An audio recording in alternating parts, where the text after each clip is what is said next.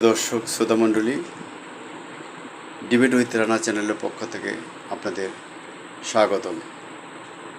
আশা করি আপনারা আমাদের চ্যানেলটাকে সাবস্ক্রাইব করবেন। একটি বিষয়ে আজকে বলতে চাই, আওয়ামী দুঃশাসনের পতনের পরে দেশে যে শান্তি শৃঙ্খলা ফিরে আসার সম্ভাবনা ছিল, সেটা সরকার গঠনে বিলম্বের কারণে কিছুটা হলেও ব্যাহত হচ্ছে। বিভিন্ন স্থানে এই সুযোগে কিছু দুর্বৃত্ত হামলা চালাচ্ছে, সেটা